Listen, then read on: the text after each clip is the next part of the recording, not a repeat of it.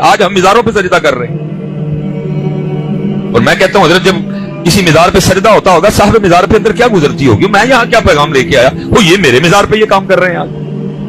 بالکل بیٹا، کسی مزار پہ کوئی ایسی حرکت نہ کرو جس کی وجہ سے حضرت مسلک پہ انگلی اٹھے۔ سجدے آپ کرتے ہو، جواب ہمیں دینے پڑتے ہیں۔ غیر شرعی حرکات آپ کرتے ہو، جواب علماء کو دینے پڑتے ہیں۔ غیر شرعی حرکات مزارات پہ آپ کرتے ہو، جناب انگلیاں مسلک پہ اٹھتی ہیں۔ کس نے کہا کہ سجدہ جائز ہے؟ کس نے اجازت دی کہ سجدہ جائز ہے؟ کس نے تمہیں کہا کہ سجدہ جائز ہے؟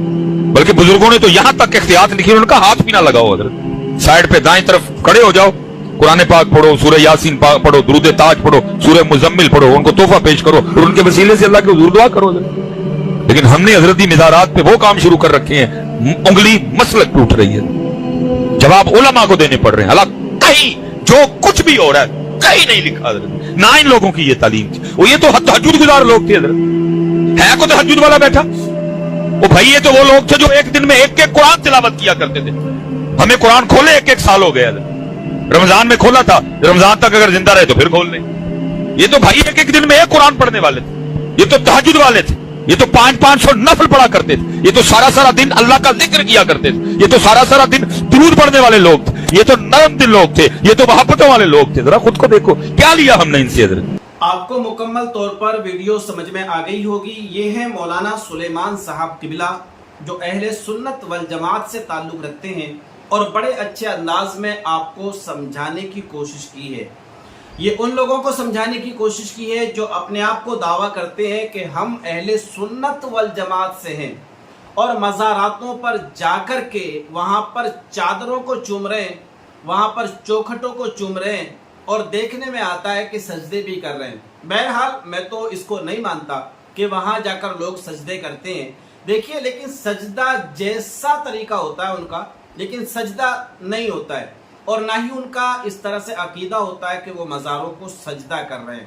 لیکن دیکھیے، جب اعلیٰ حضرت رحمت اللہ تعالی علیہ نے بڑے اچھے انداز میں آپ کو درس دے دیا ہے، سمجھا دیا ہے کہ آپ جب مزاروں پر جائیں تو ایک ہاتھ دور کھڑے ہوں، اور جدھر میت کا چہرہ ہوتا ہے قدموں کی طرف، ادھر یعنی قبلے کی طرف کھڑے ہوں، جدھر میت کے قدم ہوتے ہیں قبلے کی طرف، وہ سائڈ میں آپ کھڑے ہوں، اور 4 ہاتھ دور کھڑے ہوں، اور آپ وہاں پر جو بھی ہے قرآن پاک کی تلاوت کرنا ہے، درود فاتحہ پڑھنا ہے، جو بھی کرنا ہے آپ کو وہاں سے کریں۔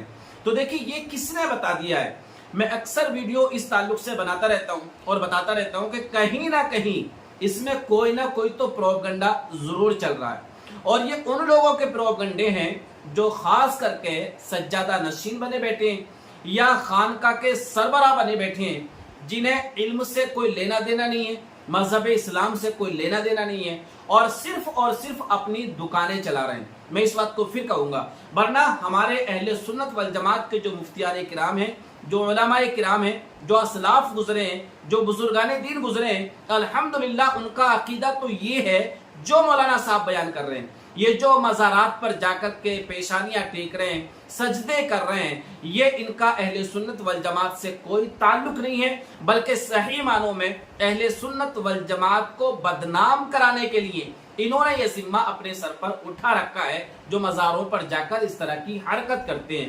تو بہرحال مولانا سلیمان صاحب قبلہ نے بڑے اچھے انداز میں آپ کو سمجھانے کی کوشش کی ہے کہ یہ اہل سنت والجماعت کا کام نہیں ہے، اور صاحب مزار یا صاحب قبر، بھائی یہ وہ لوگ ہوتے ہیں جنہوں نے راتوں رات اللہ کی بارگاہ میں سربسجود ہو کر دعائیں کی ہیں، اپنی بخشش کی دعائیں کی ہیں، تمام امت مسلمہ کی بخشش کی دعائیں کی ہیں، اپنے گناہوں پر روئے ہیں، خوف خدا سے ڈرے ہیں، اور انہوں نے اپنی زندگی میں کسی نے عشاء کی نماز سے کنٹینیو عبادت کی تو فجر ہو گئی، اور کسی نے عشاء کے وضو سے فجر پڑھی ہے، راتوں رات میں قرآن پاک کی تلاوتیں کی ہیں، کھڑے کھڑے پاروں کی تلاوتیں کی ہیں۔ یہ تو وہ لوگ تھے، لیکن آج کے دور میں جب لوگ ان کی قبروں پر جا کر کے ہڑدنگ مچاتے ہیں، صاحب قبر بھی اس بات کو لے کر کے سوچتے ہوں گے کہ اس قوم کو آخر ہو کیا گیا ہے۔ یہی سمجھانے کی کوشش کی ہے مولانا سلیمان صاحب قبلہ نے، لیکن دیکھیے یہ اہل سنت والجماعت نہیں ہے، یہ کسی اور کا منصوبہ ہے جو اہل سنت والجماعت کو بدنام کرنے کی سازش ہے اور کوشش میں لگے ہوئے ہیں۔